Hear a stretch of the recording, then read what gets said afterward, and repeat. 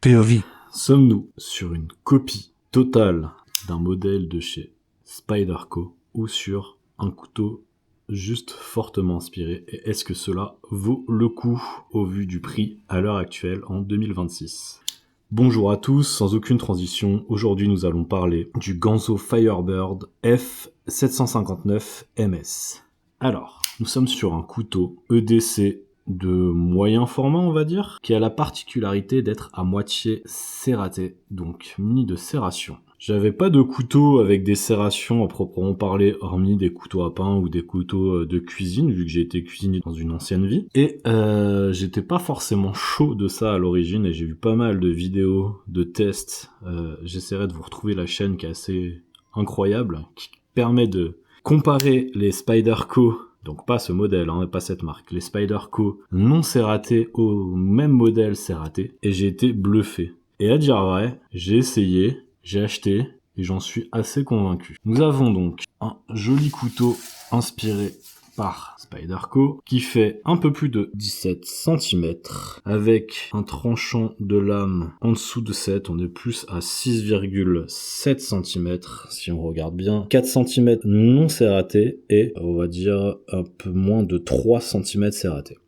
C'est un couteau qui va faire à peu près en lame 2,6 cm d'épaisseur, qui a du jimping assez intéressant. Très léger celui-là, contrairement à l'autre modèle de Ganzo que je vous ai présenté, qu'on va retrouver en dessous également, comme sur le Spyderco dont il est plus qu'inspiré. Pompe arrière, très solide comme verrouillage. Ça s'ouvre à une main avec le trou de pouce, ça se ferme quasiment, ça c'est un truc que j'adore faire. Là vous voyez la patte de mon chat. Hop, et vous avez vu, ça s'arrête là, donc je peux refermer à une main. En général, ça va pas jusqu'au bout, je fais comme ça, et après, je referme. Donc ça, c'est un truc que j'aime bien faire avec ce couteau, c'est assez rigolo. Nous avons donc une lame en 440C, donc mieux que du D2 en termes d'affûtage, en termes de qualité, bien que j'ai l'impression que beaucoup d'acier se valent quand même. Par contre, il va être beaucoup plus inox que le D2. On va avoir donc sur ce manche, c'est du manche en FRN, là je l'ai pris en version kaki, il existe en bleu, noir et orange.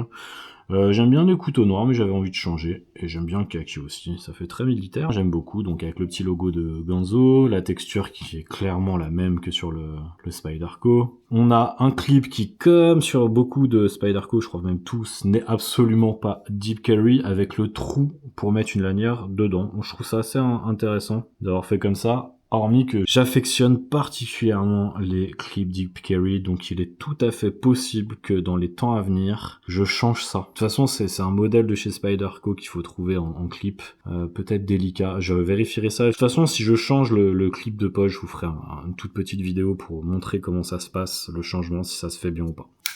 Alors, pourquoi j'ai voulu un couteau comme ça? Bah déjà parce que c'est un couteau avec les deux types de lames, parce que en regardant ces vidéos de test, j'ai remarqué que c'était beaucoup plus polyvalent qu'on le croyait. En fait, surtout, là on a des serrations qui sont pas du tout toutes les mêmes. En fait, c'est alterné. Donc du coup, ça a un pouvoir de coupe apparemment qui est bien meilleur. Donc, on va faire un petit test juste avec un bout d'enveloppe. Je vais vous faire juste avec les serrations, parce que étonnamment, en dehors des serrations, si je fais avec autre chose, vous allez voir que là, ça coupe tout seul, ça rentre comme dans du beurre, c'est assez ouf. Plus je suis proche, mieux c'est en fait pour couper.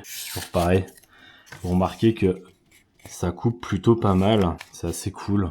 Donc voilà, donc on a un couteau qui fait 70 grammes comme le modèle concurrent. Donc c'est un modèle concurrent du Spyderco, plutôt du Bird Middle Arc ou un truc comme ça. C'est un nom un peu à coucher dehors. C'est en fait qui est du même principe. Je crois qu'il fait quasiment le même poids. Le Spyderco fait 67 grammes. Celui-ci en fait à peu près pareil, 70 je crois. C'est pareil, c'est du FRN, etc., etc. Le trou évidemment va être un peu plus caractéristique chez Spyderco. Il va pas être ovale comme ici. Et donc c'est un couteau qui va être totalement inspiré. C'est une copie même, on pourrait dire, de Spyderco, donc de Bird, la sous-marque entre guillemets on pourrait dire de Spyderco, qui est moins chère. C'est un couteau qui était très intéressant à l'origine parce que vous pouviez le trouver sur Amazon pour une quinzaine d'euros à peu près. Et pareil sur AliExpress. Alors évidemment, vous avez vu que sur les plateformes chinoises, depuis les problèmes qu'il y a eu avec Chine, quand ils se sont implantés dans les grands magasins français, notamment au BHV, ça a foutu un point d'orgue à tout ce qui est considéré comme des armes, des couteaux, etc. Parce que ils ont anticipé en fait des problèmes, vu qu'on a commencé à leur foutre ça sous le nez, en plus des poupées. Alors autant les poupées d'enfants, bon, ça paraît totalement légitime de faire en sorte qu'il n'y en ait pas, d'avoir chopé les gens qui regardent ça, très bien. Autant dire que c'est une arme, un couteau de bushcraft ou une hache de bushcraft, comme c'était ce qui avait été pointé du doigt, bah ça fait pas vraiment sens. Dans ce cas, on interdit aussi les plateformes de vente de couteaux. Enfin, c'est un peu bizarre, quoi. Donc, les plateformes chinoises ont anticipé assez rapidement et du coup, ont absolument tout déférencé les couteaux pour pas qu'on puisse les acheter dans certaines régions du monde. Donc, notamment chez nous en France, ce qui est très dommage. Et ce qui fait que bah tout a remonté. Pour information, c'est beaucoup moins bon marché que à l'époque, parce que celui-ci sur le site de Ganzo, je sais plus si c'est Slovaquie ou autre, je vous mettrai quand même le lien dans la description. Et ben, je me suis retrouvé avec les frais de port et tout ça à le payer, je crois 27 euros. Là où bah à l'époque, ne serait-ce que sur Amazon, je leur ai payé mes 15 euros et c'était fini. Donc il y avait pas, c'était imbattable en termes de rapport qualité-prix, bien qu'on est quand même sur une copie pas quasi conforme, mais quand même très grosse copie, ce qui peut poser un certain nombre de cas de conscience à certaines personnes, ce que j'entends tout à fait, mais néanmoins de très bonne qualité. On n'est pas sur quelque chose de mal fait, l'acier a l'air d'être plutôt bien traité, ça se réaiguise très bien, ça coupe bien, le système pour du pompe arrière, enfin au milieu on va dire, est très solide, très robuste, la conception est bonne, l'ergonomie est bonne, le poids est tout à fait bon. C'est devenu mon EDC là depuis que je l'ai reçu parce que je voulais absolument l'essayer et franchement je suis conquis et je pense qu'il va être mon EDC pendant un bon moment, à moins que je le remplace par la vraie version du Bird Milo Dark Art, je sais pas exactement. On remettra en dessous, vous êtes habitués à ce que je mette des sous-titres quand je fourche-langue et quand je me rappelle plus des noms. Donc voilà, ou alors si je le remplace par une version complètement serratée, ce qui est possible. Un jour, il est possible que je me laisse tenter de voir si ça peut être intéressant d'avoir une lame totalement serratée en EDC. Ça à voir. Je verrai dans les temps à venir. Je peux me laisser convaincre. Je commence à tomber amoureux du principe, sachant que j'ai toujours d'autres couteaux ou Laserman ou autres sur moi en multi-tool qui ont des lames droites. Donc ça peut se faire comme ça. Franchement, si vous voulez un petit couteau encore un peu abordable, donc vous avez la version qui n'est pas serratée, qui doit être sur la coutellerie Tourangelle, qui existe et qui est pas cher. Il y en a d'autres qui le vendent, donc du coup le couteau va être vraiment dans les prix que je vous ai annoncé à quelque chose près, peut-être avec juste les frais de port en plus. Si vous voulez par contre cette version, ce sera aux alentours de 27-30 euros, sachant que le modèle Bird dont je vous parlais tout à l'heure, lui, j'ai regardé, est à 40 euros, donc chez Tourangelle et chez Le Couteau aussi également. Donc si vous avez vraiment envie d'avoir la vraie version, possibilité est de, moyennant on va dire une vingtaine d'euros en plus quand même, ce qui est pas rien suivant les portefeuilles, d'avoir la vraie version qui va être de toute façon fabriquée en Chine, puisque Bird est fabriqué en Chine, contrairement à Spyderco qui est censé être made in USA pour la grande majorité de ses modèles. D'ailleurs je soupçonne même que peut-être Ganzo est fabriqué pour Bird, Spyderco, tant la qualité est bonne. À voir si un jour j'acquéris un Bird et que je fais une comparaison. Très bon couteau, très content pour de l'EDC, j'utilise tous les jours aussi.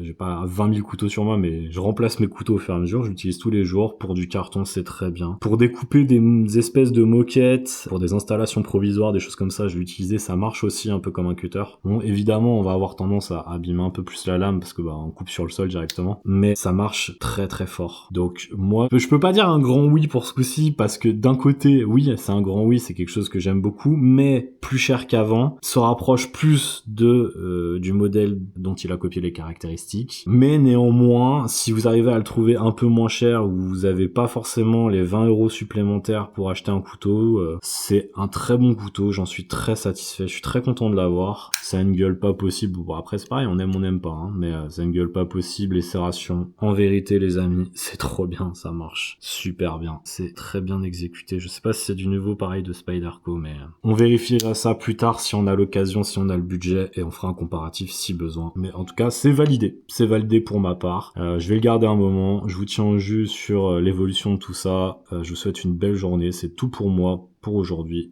Ciao.